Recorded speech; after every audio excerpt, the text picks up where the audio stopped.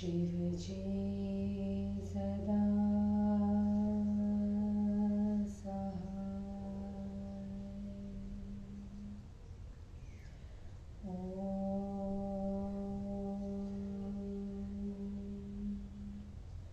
नमः शिवाय।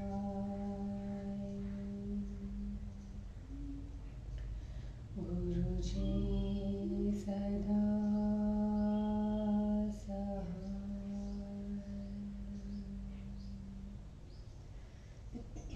जय गुरुजी। अथ श्री वामन पुराणं द्विपञ्चाशो अध्याय। पुलत्स्य उवाच।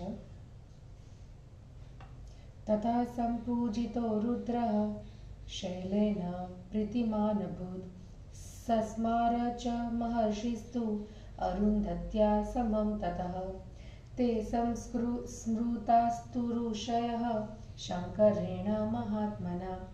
समाजग्मुर्महाशैलं मन्दरं चारुकन्दरम्। तानागतान् समीक्ष्यैव देवस्त्रीपुरनाशनः। अभ्युत्थाय विपूज्येता निन्दनं वचनं ब्रवीत्।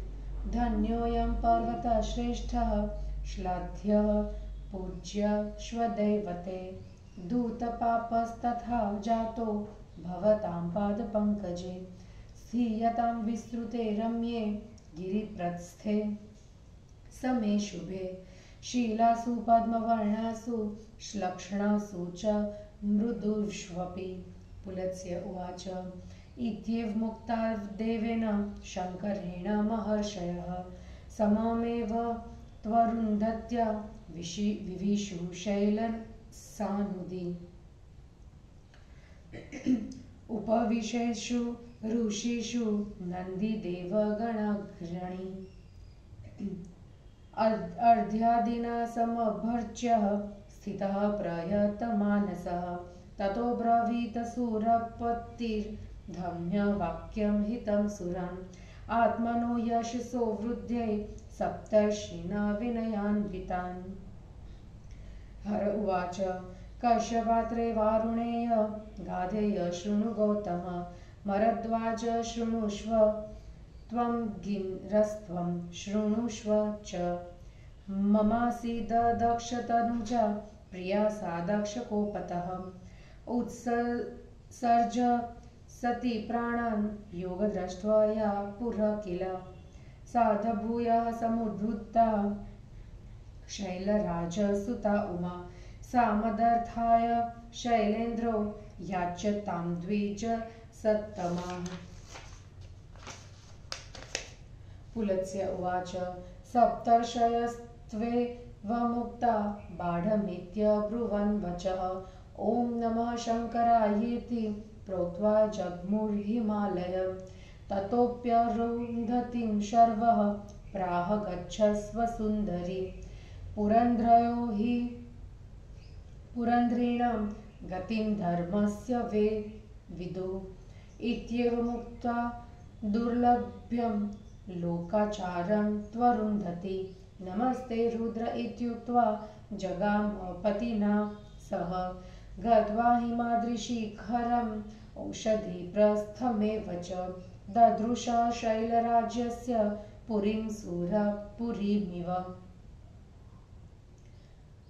ततः सम्पूज्यमानास्ते शैलयोषिद्विरादरात्। सुनाभादिभिरव्यग्रे पूज्यमानास्तु पर्वते। गन्धर्वे किन्नरे यक्षे तथान्यैस्तत्पुरःसरे। विविशुर्भवनं रम्यं हिमाद्रेर्हटिकोज्ज्वलम्। तथा सर्वे महात्मानस्तपसाधौत कल्मषः। समासाद महाद्वारं सन्तस्थूर्ध्वास्थकारणात्। ततस्तु त्वरितोऽभ्यागात् ध्वास्तो दीर्घन्धमादनः। धारयन् वैकरे दण्डं पद्मरागमयं महत्। ततस्तमुच्चुर्मुनयो गत्वा शैलपतिं शुभं। निवेदयास्मान् सम्प्राप्तान् महत्कार्यार्थिनो वयम्।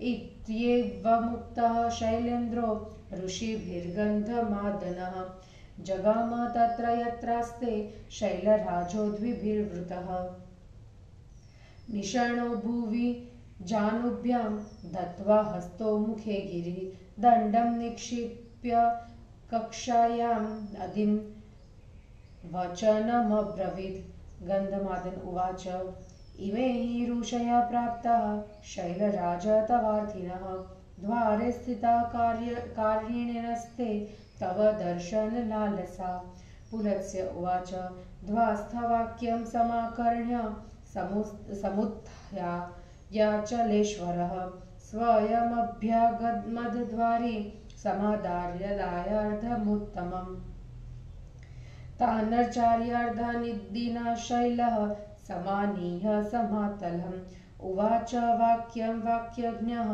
कृतासन परिग्रहान् हिमवानुवाच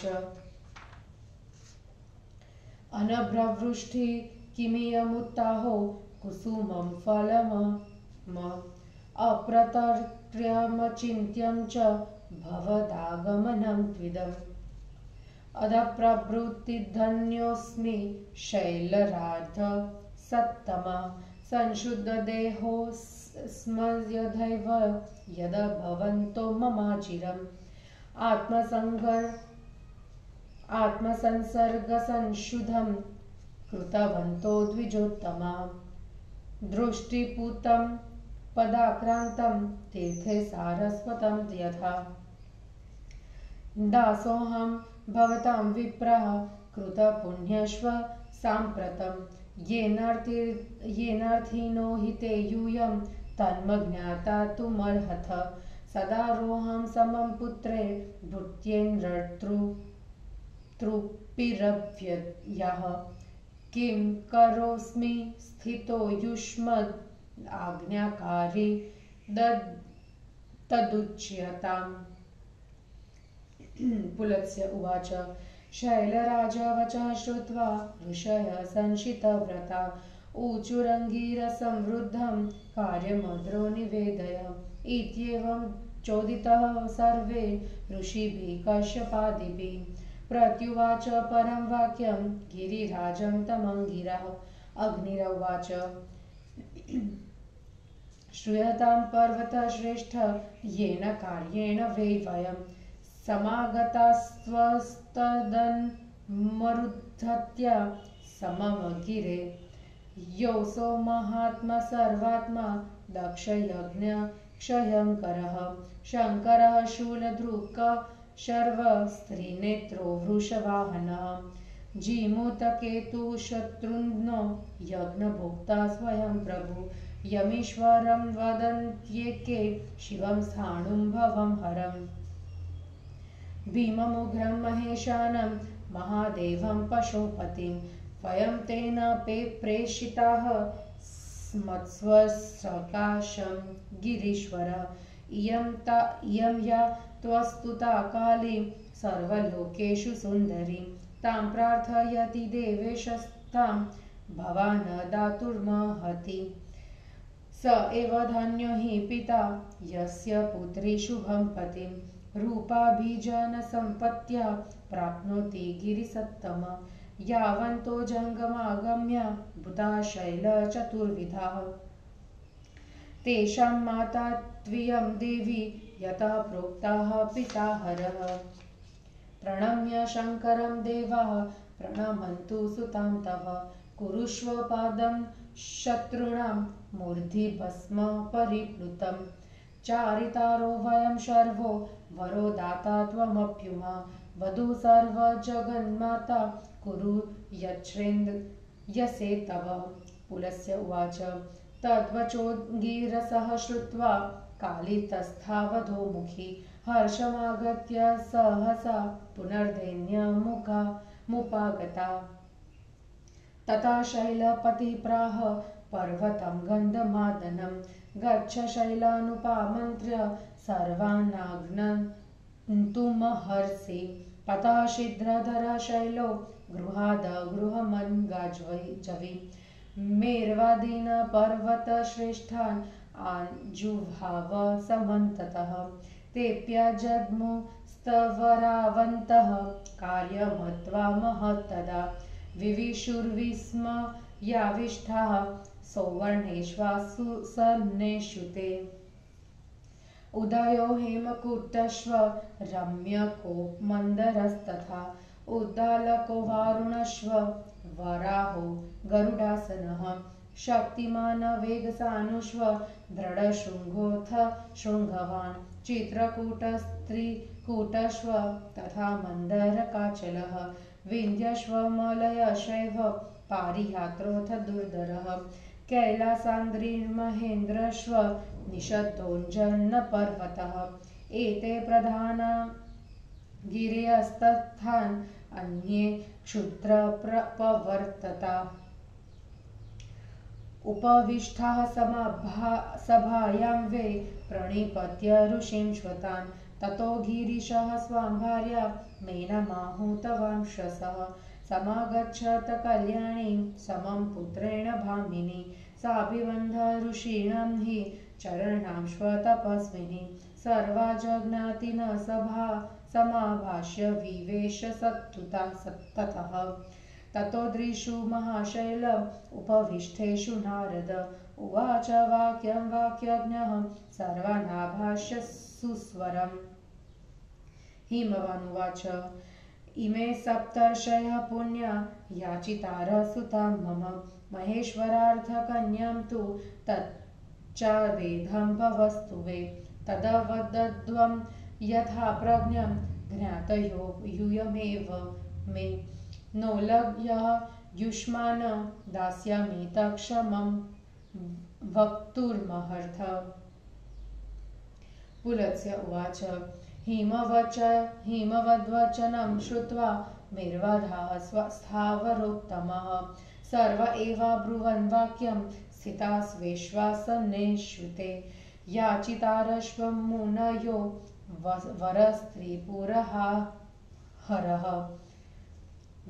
दीयतां शैलकालीयां जामताभिमतोहिनः मेनाप्यथाह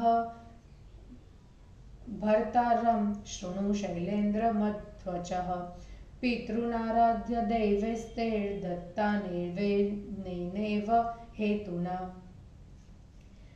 यत्स्वत्यां भूतपतिना पुत्रो जातो भविष्यति स हनिष्यति दैत्येन्द्रं महिषं तारकं तथा इत्येवं मेनया प्रोक्तः शैलः शैलेश्वरस्तु सुताम् प्रोवाच पुत्री दत्तासि शर्वाय त्वं मया धुना ऋषीनुवाच कालीयं मम पुत्री तपोधनः प्रणामं शङ्करवधूर्भक्तिनम्रा करोतीव ततोऽप्यरुन्धति कामिं कमारोप्य चाटुके लज्जमानं समाश्वास्य हरनामोदिते शुभे ततः सप्तर्षयः प्रोच्युः शैलराज निशामय जामित्रगुणसंयुक्तां तिथिं पुण्यां सुमग्नलाम् उत्तरा फाल्गुनी योगं तृतीये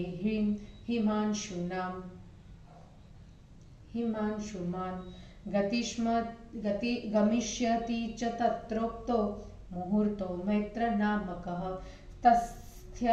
तस्यां तिथ्यां हरः प्राणिं ग्रहीष्यति समन्त्रकं तव पुत्रा वयं याम तदनुज्ञातुमर्हसि ततः सम्पूज्य विधिना फलमूलादिभिः शुभे विसर्जयामास शनैः शैलराज ऋषिपुङ्गवान् तेऽप्यजग्मुर्महावेगात् त्वाक्रम्य मरुदालयम् आसाद मन्दरगिरिं भूयो वन्दन्त शङ्करं प्रणम्योचुर्महेशानं भवान् भर्ता द्विजावधू सभ्रम्यकास्त्रयो लोका द्रक्ष्यन्ति धनवाहनम् ततो महेश्वरः प्रीतो मुनिना सर्वा ननुक्रमात् पूजयामास विधिना अरुन्धत्या समं हरः ततः सम्पूजिता जग्मुः सुराणां मन्त्रणायते तेऽप्यजमुहुरं द्रष्टुं ब्रह्मविष्णुवन्द्रभास्कराः गेहं ततोऽप्येत्य माहेश्वरस्य कृता प्रणामा विविशुर्महर्षे सस्मारनन्दी प्रमुखांश्वसर्वा नभ्येत्य ते वन्दहरं निःशणाः देवैर्गणेष्वापि वृतो गिरीशः सशोभते मुक्तजटाग्रभारः यथा वने सज्ज कदम्बमध्ये प्ररोहमूलोऽथ वनस्पतिर्वे।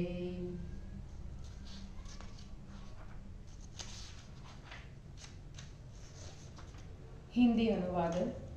शिवजी का महर्षियों को स्मृत कर उन्हें हिमवान के यहाँ भेजना, महर्षियों का हिमवान से शिव के लिए उमा की याचना, हिमालय की स्वीकृति और सप्तर्षियों द्वारा शिव को स्वीकृति सूचना का वर्णन।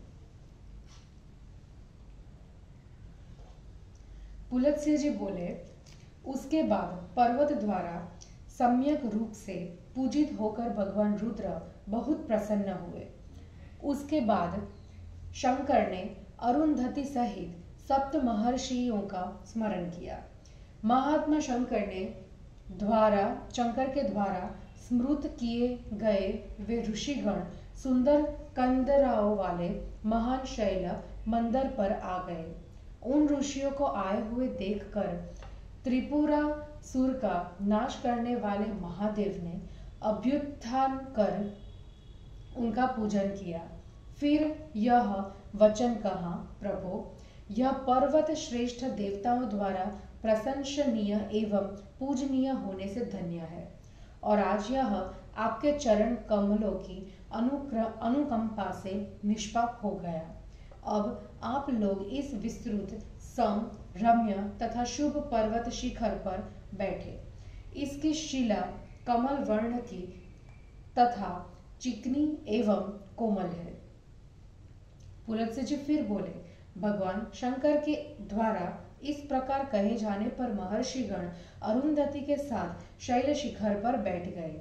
ऋषियों के बैठ जाने पर देवताओं में अग्रणी तथा संयत चित्त वाले नंदी अर्घ्य आदि से उनकी पूजा कर खड़े हो गए।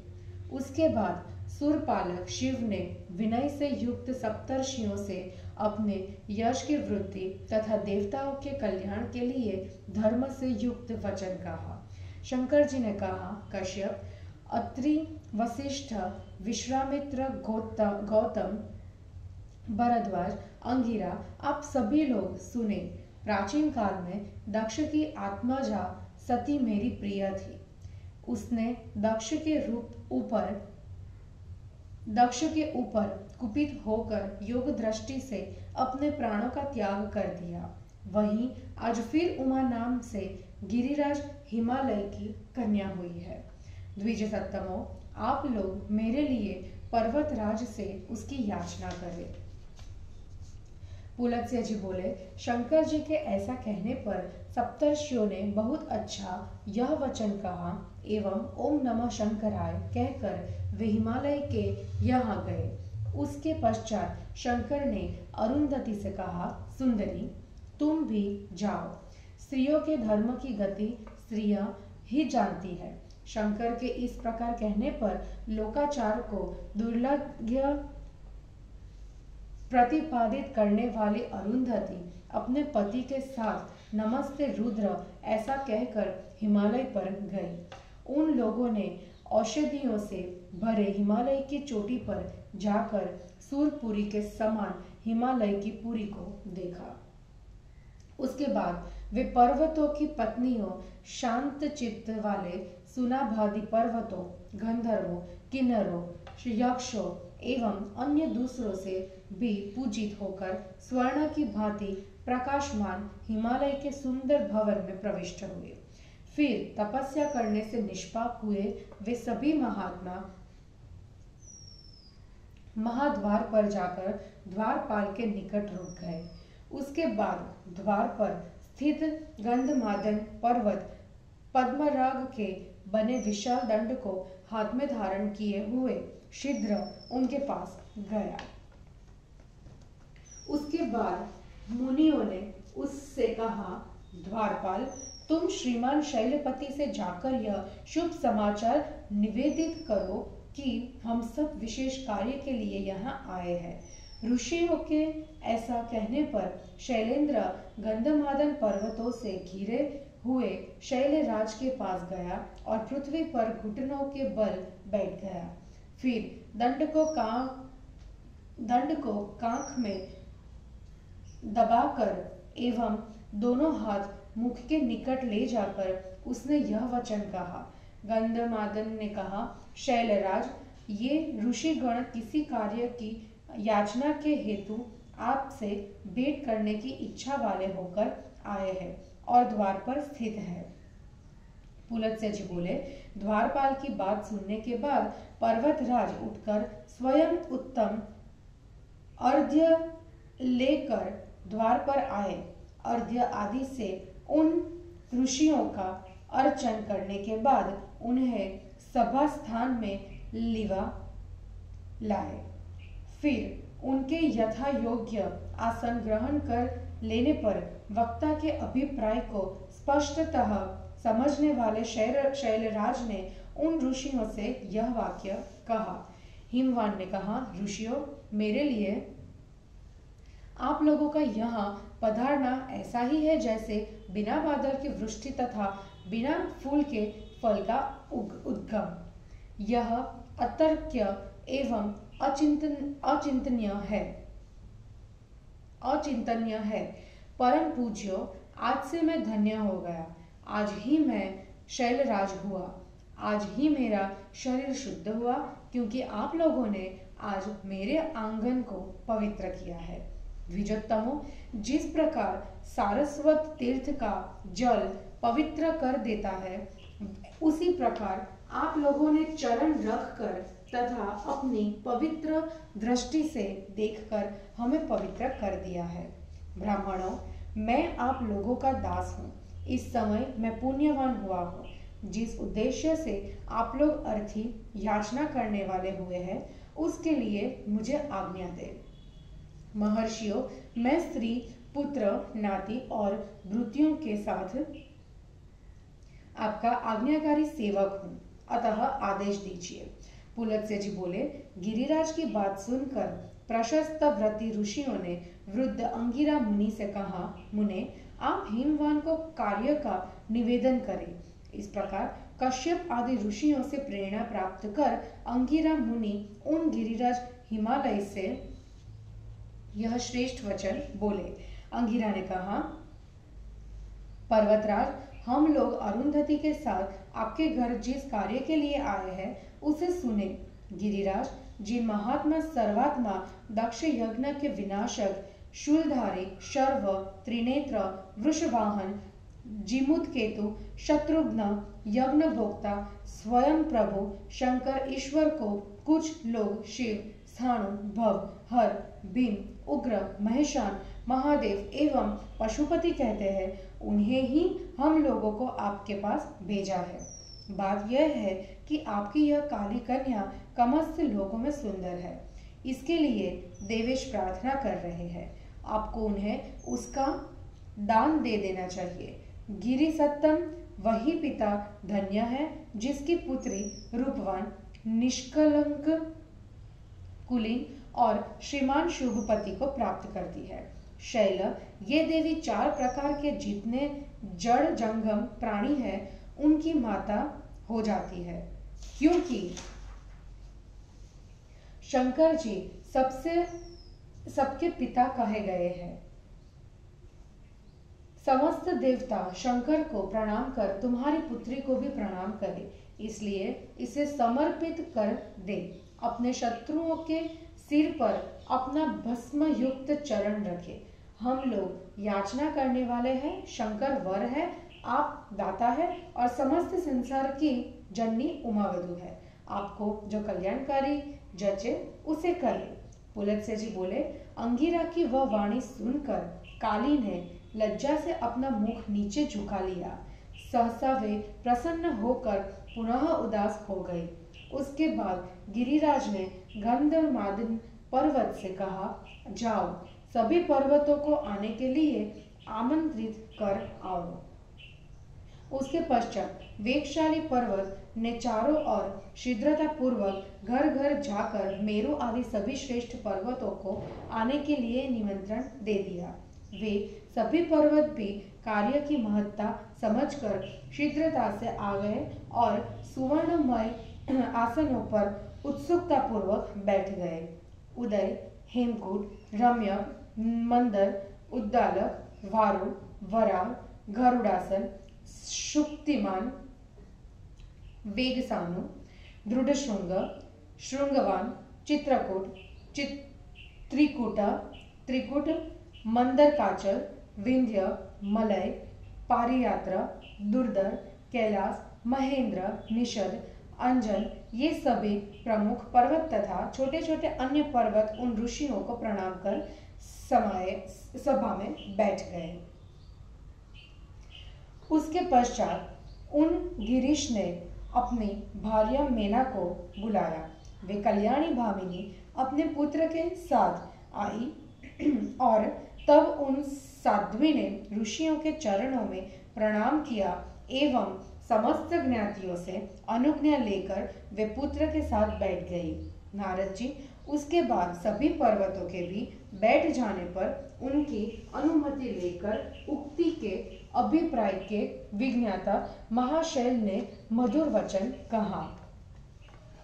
हिमवान ने निवेदन किया, ये पुण्यात्मा सप्तर्षि भगवान शंकर के लिए मेरी कन्या की याचना कर रहे हैं। शंकर के लिए कन्या देने का प्रस्ताव है, यही आप लोगों से निवेदन करना है। आप लोग ही मेरे ज्ञाति बंधु हैं, अतः अपनी बुद्धि के अनुसार परामर्श दें। आपका उल्लंघन कर मैं दान नहीं करूंगा, अतः आप लोग उचित परामर्श दें। पुलत्स्य जी बोले, हिमवान के प्रस्ताव की बात सुनकर मेरु आदि सभी श्रेष्ठ गिरिवरों ने अपने अपने आसन पर आसीन होते हुए ही कहा, गिरिराज, याचना करने वाले सप्तर्षि हैं और पितृरासुर का वध करने वाले शंकरवर है। शैलराज, इस काली को आप उनके लिए प्रदान करें। जामाता हम लोगों के मन पसंद है। उसके बाद मैना ने अपने पति से कहा, शैलेंद्र, मेरी बात सुनिए। पितरों की आराधना करने के बाद उन देवों ने मुझे इसलिए दिया था कि भूतपति शिव द्वारा इससे जो पुत्र उत्पन्न होता है वह दैत्येंद्र, महिष एवं तारक का वध करेगा। मेना तथा पर्वतों के इस प्रकार कहने पर हिमवान ने अपनी कन्या से कहा, पुत्री, अब मैंने तुझे शंकर को दे दिया। फिर उन्होंने ऋषियों से कहा, हे तपोधनो, यह मेरी पुत्री तथा शंकर की वधू काली भक्ति सहित विनम्र भाव से आप लोगों को प्रणाम करती है। उसके बाद अरुंधति ने लज्जित हो रही काली को गोद में बैठकर शंकर के प्रेम भरे शुभ नामों के उच्चारण से उसे भली भांति आश्वस्त किया। उसके बाद सप्तर्षियों ने कहा, शैलराज, जामित्र गुण से संयुक्त मंगलमय पवित्र तिथि को सुनिए। तीसरे दिन चंद्रमा उत्तरा फाल्गुनी नक्षत्र से योग करेगा। उसे मैत्र नामक मुहूर्त कहते हैं। उस तिथि में शंकर मात्र पूर्वक आपकी पुत्री का प्राणी ग्रहण करेंगे। आप अनुमति दे, हम लोग जा रहे हैं। उसके बाद शैलराज ने उन ऋषि श्रेष्ठों को सुंदर फल मूलों से विधि पूर्वक पूजित कर विदा किया। वे ऋषि भी आकाश मार्ग से अत्यंत वेग से मंदरगिरी पर आ गए और शंकर को प्रणाम किया। उन महर्षि जनों ने पुनः महेश को प्रणाम कर कहा, शंकर, आप वर हैं एवं गिरिजा वधु है। ब्रह्मा के साथ तीनों लोग आप धनवान का दर्शन करेंगे। उसके बाद शंकर ने प्रसन्न होकर क्रमानुसार अरुंधति के साथ सप्तर्षियों का विधिपूर्वक पूजन किया। भली भांति पूजित होकर वे सभी ऋषि देवों से मंत्रणा करने के लिए चले गए। फिर ब्रह्मा, विष्णु, इंद्र एवं सूर्य आदि देवता भी शिव का दर्शन करने आ गए। पुलत्स्य जी कहते हैं, महर्षि, वहां जाकर शंकर को प्रणाम करने के बाद वे लोग शंकर के गृह में प्रविष्ट हुए। उन्होंने नंदी आदि का स्मरण किया। फलतः वे सभी आकर शंकर को प्रणाम करने के बाद बैठ गए। देवों एवं गणों से घिरे खुली जटा वाले वे शंकर जी वन में सर्ज और कदम्ब के मध्य प्ररोहर युक्त वट वृक्ष के समान सुशोभित हो रहे थे। इस प्रकार श्री वामन पुराण में 52वां अध्याय समाप्त हुआ। जय गुरु जी।